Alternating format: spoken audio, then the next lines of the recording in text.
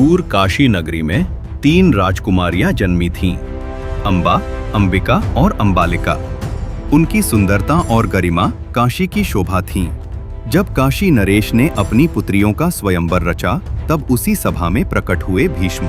अतुलनीय वीरता से उन्होंने सभी राजाओं को पराजित किया और तीनों राजकुमारियों को हस्तिनापुर ले आए। यह निर्णय उनका कर्तव्य था, इच्छा नहीं। अंबिका और अंबालिका ने नियति को स्वीकार किया और हस्तिनापुर की आज्ञा के आगे झुक गईं। चित्रांगद के पतन के बाद हस्तिनापुर का सिंहासन अधिक समय तक रिक्त न रहा। राजकुमार विचित्रवीर्य भीष्म की अटूट छत्रछाया में हस्तिनापुर के राजा बने। अबोध आयु में ही उन्हें साम्राज्य का भार मिला। भीष्म की शक्ति ने उन्हें संभाला और कुरु वंश की निष्ठा ने उन्हें सुरक्षित रखा। परंतु भाग्य ने उनके जीवन की कथा अल्प शब्दों में लिखी थी। केवल अंबिका और अंबालिका बनी विचित्रवीर्य की रानियां और हस्तिनापुर की हवेलियों में उत्तराधिकारी की आशा जाग उठी। परंतु नियति कठोर थी। राजा विचित्रवीर्य का कोमल शरीर अकाल व्याधि से ग्रस्त हो उठा। युद्ध भूमि पर नहीं बल्कि अपने ही तन के भीतर वे लड़े एक मौन युद्ध। और इस प्रकार युवा अवस्था के पुष्पकाल में ही विचित्रवीर्य ने प्राण त्याग दिए। हस्तिनापुर पुनः हो गया राजविहीन। उसका सिंहासन शोक में डूबा और उसका वंश अनिश्चितता में थरथराता। अंबिका और अंबालिका हस्तिनापुर की रानियां बनी, किंतु अंबा ने अग्निपथ चुना। उसकी कथा अधूरी थी। उसका हृदय पहले ही राजा शाल्व से बंध चुका था। प्रेम की डोर में बंधी अंबा किसी और का वरण कैसे करती?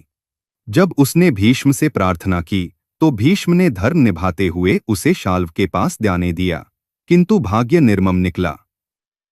अपमानित शाल्व ने अंबा को अस्वीकार कर दिया। नियति के इस छल ने अंबा के हृदय में प्रतिशोध की ज्वाला जगा दी और उसी क्षण भीष्म के पतन के बीज बोए गए। जब प्रेम अस्वीकार में बदल गया, अंबा का हृदय प्रतिशोध की ज्वाला से दहक उठा। वह न्याय की खोज में निकली, परंतु नियति उससे कहीं बड़ा मूल्य मांगने वाली थी।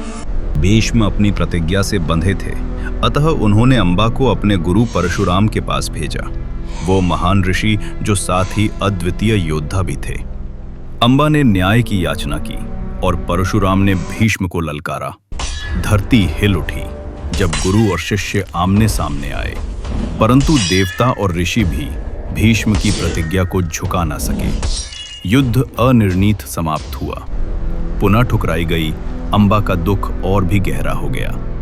हताशा में वह महादेव शिव की शरण में पहुंची।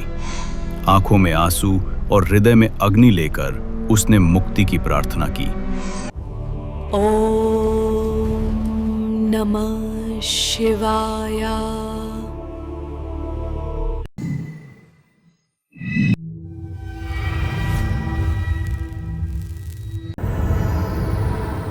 महादेव प्रकट हुए। उनकी वाणी ब्रह्मांडीय गड़गड़ाहट जैसी गूंजी। उन्होंने अंबा को वरदान दिया, तुम अगले जन्म में शिखंडी के रूप में जन्म लोगी और तुम्हारे द्वारा ही भीष्म का अंत होगा, यदि तुम धर्म के मार्ग पर अडिग बनी रहो। गिरा हुआ मुकुट, पर वंश कभी मुझा नहीं सकता। शोक की नीरवता में एक मां ने भाग्य को ही पुकारा। विचित्रवीर्य की अकाल मृत्यु ने हस्तिनापुर को उत्तराधिकारीहीन कर दिया। सिंहासन रिक्त पड़ा रहा और कुरुवंश की विरासत डगमगाने लगी। परंतु रानी मां सत्यवती ने अपने पति की वंश रेखा को अंधकार में खोने नहीं दिया। उन्हें स्मरण हुआ एक वचन पराशर ऋषि से उत्पन्न पुत्र का, एक ऐसा पुत्र जो लोक से दूर रहा पर नियति से बंधा था। वो पुत्र था वेद व्यास। मां के आह्वान पर व्यास लौटे हस्तिनापुर, एक तपस्वी ऋषि जिनकी उपस्थिति दिव्य भी थी और प्रचंड भी। और वहीं से आरंभ हुआ नियोग धर्म का मार्ग, एक संयोग जो इच्छा से नहीं बल्कि कर्तव्य से था। वंश को जीवित रखने के लिए, भारतवर्ष की धड़कन को अमर करने के लिए। और इसी क्षण से नियति ने फिर करवट बदली। महायुद्ध के बीज अनजाने में ही बोए जाने लगे।